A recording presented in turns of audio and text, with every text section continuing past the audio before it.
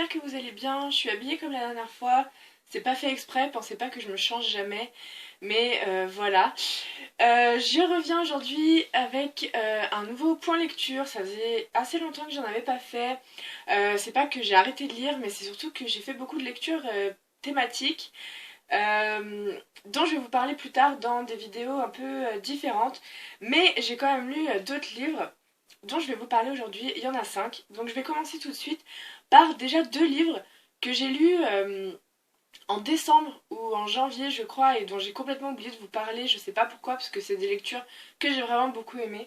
Le premier c'est Sula de Toni Morrison que j'ai lu, ouais donc je sais plus quand, en janvier je crois, peut-être, que j'ai beaucoup aimé. C'est mon deuxième Toni Morrison et sûrement pas le dernier parce que j'aime vraiment beaucoup cette auteure. Elle a un style très particulier qui est je pense pas accessible à tout le monde. Euh, mais les livres qu'elle écrit sont toujours, comment dire, très frappants, très marquants. Elle ne va pas par quatre chemins et les sujets qu'elle aborde sont souvent assez durs. Je vous avais déjà parlé de Home dans une vidéo très très vieille. Sula, c'est donc l'histoire de 2 femmes, Nell et Sula, donc dans l'Ohio des années 20. Ce sont 2 femmes noires qui sont très amies et qui empruntent chacune un chemin différent. Donc Nell se marie, fonde une famille, etc. Et Sula va prendre un chemin complètement opposé à celui de son amie. Et elles vont donc se séparer et se retrouver un peu plus tard. Chacune ne comprend pas les choix de l'autre. Et c'est une belle réflexion sur à la fois la féminité et aussi l'émancipation, la liberté de la femme dans cette période qui était assez restreinte au niveau liberté féminine. C'était très intéressant, encore une fois, non seulement par le sujet, mais surtout par l'écriture de Toni Morrison, qui est vraiment, encore une fois, très particulière. Ça ne peut ne pas plaire à tout le monde. Mais j'ai vraiment beaucoup aimé cette histoire, beaucoup aimé ces portraits de femmes. Voilà, lisez-le. J'en ai encore pas mal dans ma wishlist de livres de cet auteur et vraiment c'est une auteure que je vous recommande très très chaleureusement. J'ai ensuite lu un livre complètement inconnu mais qu'on m'a recommandé et qu'on a eu la gentillesse de m'envoyer. Il faut d'ailleurs que je le renvoie, je vais me dépêcher. Il s'appelle De Ejo de Beata Oumbei Meres qui est une écrivaine franco-rwandaise qui écrit dans ce livre plusieurs nouvelles, donc il y en a 10, qui tournent autour du Rwanda, du génocide particulièrement. La particularité de ces nouvelles, c'est que ce sont des nouvelles narrées par des femmes. Alors voilà, encore une fois, un point de vue très intéressant. Et on y trouve un peu de tout. Alors il y a des femmes plus ou moins jeunes qui ont vécu le génocide de plus ou moins loin, mais qui ont toutes été marquées par l'histoire de leur pays. Et j'ai trouvé ça très intéressant. Il y a des nouvelles très dures, très marquantes, d'autres qui sont plus tendres, mais elles sont toutes, elles représentent toutes en fait la réalité de ces femmes. Et j'ai vraiment beaucoup aimé. L'écriture est très jolie. Voilà, c'est vraiment un très bon livre que je suis très contente d'avoir découvert. Ça commence à faire un moment que je l'ai lu, mais il me laisse en tout cas une impression, une très bonne impression. Donc voilà, en plus la couverture est très belle, j'aime beaucoup les couleurs, etc. Donc si vous le trouvez, eh bien allez-y, lisez-le. C'est encore une fois un point de vue très intéressant sur un pan de l'histoire qu'on connaît peu ou pas du tout. Donc voilà. Plus récemment et dans un registre complètement différent, j'ai lu en VO High Rise de J.G. Ballard qui est un roman de science-fiction. Peut-être que ça vous dit quelque chose parce que l'adaptation cinématographique va sortir bientôt en avril avec Tom Hiddleston.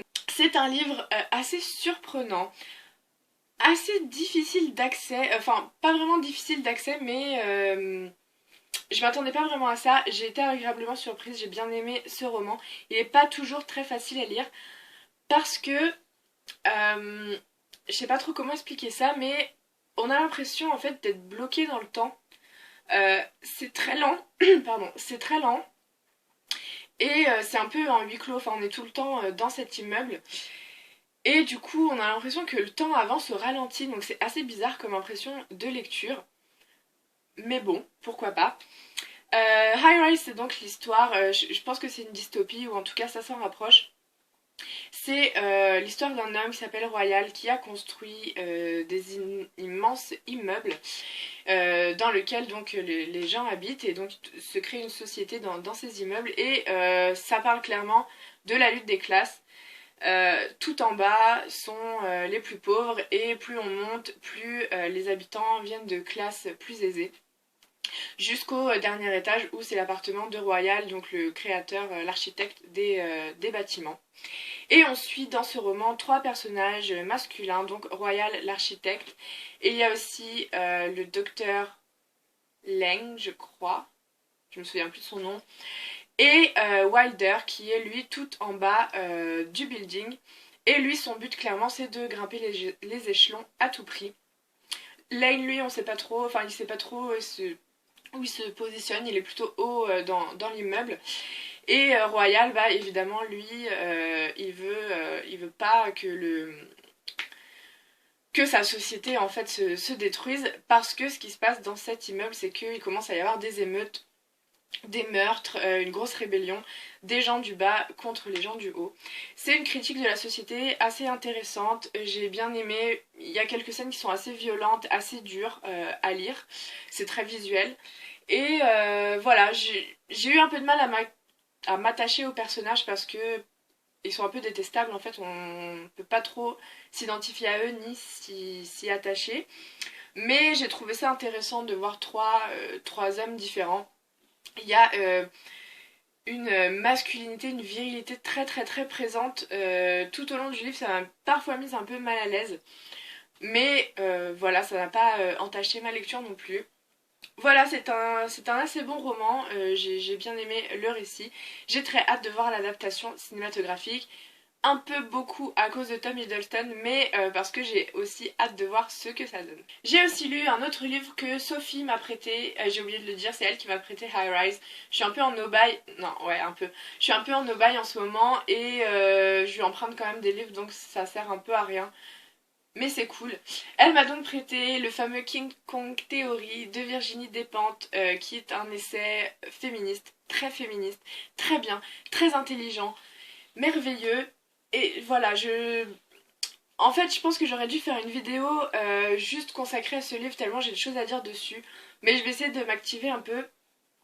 C'est vraiment un essai très important parce que ça déconstruit tous les mythes du féminisme. Ça parle d'aspects euh, avec lesquels, enfin, qui sont pas problématiques mais qui sont très controversées. Elle parle de viol, elle parle de prostitution, elle parle de pornographie. On a tous et toutes un peu des idées différentes sur ces sujets. Et elle en parle dedans avec beaucoup de vérité. Elle y va pas par quatre chemins. C'est le premier Virginie Despentes que je lis et elle a souvent cette image de femme très cash, très vulgaire, très en colère. C'est le cas, mais au moins, eh bien, voilà, elle y va pas par quatre chemins. Par quatre chemins. Quand elle dit les choses, elle les dit. Donc, impossible de dire ouais, je sais pas trop ce qu'elle en pense, etc. Non, c'est très clair. C'est très très très important de lire ce livre parce que ça s'adresse autant aux femmes qu'aux hommes. C'est vrai que les féministes un peu radicales on dit souvent qu'elle n'aime pas les hommes et Virginie Despentes en particulier. Et en fait, dans ce livre, elle déconstruit tout ça parce qu'elle s'adresse aussi aux hommes à chaque fin de chapitre. Et du coup, elle montre voilà comment la société patriarcale euh, est dangereuse à la fois pour les femmes mais aussi pour les hommes. Qu'est-ce que la société dit sur ces sujets-là et ben qu'est-ce que ça fait aussi aux hommes et c'est important de s'en rendre compte. Voilà, c'est vraiment un livre à lire. Il est tout petit, donc ça se lit très vite. C'est très agréable aussi. L'écriture de Virginie Despentes est très agréable, c'est très oral, mais c'est très proche de la réalité. Donc voilà, lisez-le, par pitié, je vous en prie, lisez-le, vous me ferez très très très plaisir, merci. Et enfin, j'ai lu tout récemment, je viens juste de le terminer, La fille du train de Paula Hawkins, qui est un thriller. Je lis pas souvent de thrillers, mais quand j'en lis, je tourne les pages sans savoir m'arrêter. Donc je l'ai fini très très vite celui-là, même si c'est loin d'être un coup de cœur comme beaucoup de gens ont eu sur ce roman à sa sortie. J'ai trouvé que le récit, la trame de l'histoire en soi n'était pas super originale. C'est un thriller psychologique qui est bien ficelé, qui est bien mené. Les personnages sont intéressants. Euh, on a une triple narration en fait, c'est sous forme de journal de trois femmes différentes. J'ai beaucoup aimé les personnages parce que c'est un peu des anti-héroïnes. Voilà, le personnage principal donc de Rachel, qui est une femme un peu parano, un peu dépressive, alcoolique, donc pas forcément sympathique au premier abord. Et en fait, on s'attache très vite à elle. Moi, je l'ai beaucoup aimée. J'étais à fond avec elle. Et les autres femmes aussi sont assez intéressantes. Elles ont beaucoup de défauts et ce ne sont pas les héroïnes habituelles. Donc j'ai trouvé ça très appréciable. J'ai aimé la double et la triple narration qui s'enclenche après. J'ai eu un peu de mal à rentrer dans l'histoire dans les premières pages, je savais pas trop où ça menait, mais dès que le déclencheur de l'intrigue arrive, j'ai pas su lâcher le roman. J'avais besoin de savoir la fin. C'est vrai que c'est un peu dommage, mais à peu près à 100 pages de la fin, on a deviné ce qui allait se passer, qui était le tueur, etc. Mais ça n'en reste pas moins un assez bon thriller. Voilà, une bonne lecture détente, assez rapide entre deux autres livres. Voilà, c'est tout, j'ai terminé. C'était mon petit point lecture un peu décousu, je suis un peu speed, je sais pas pourquoi. Voilà, j'espère que ça vous aura plu, que ça vous aura donné des envies de découverte, livresque, je raconte n'importe quoi. Et voilà, en attendant, je vous retrouve très vite pour une nouvelle vidéo. Et ben voilà, je vous dis des bonnes lectures et à très vite. Bye.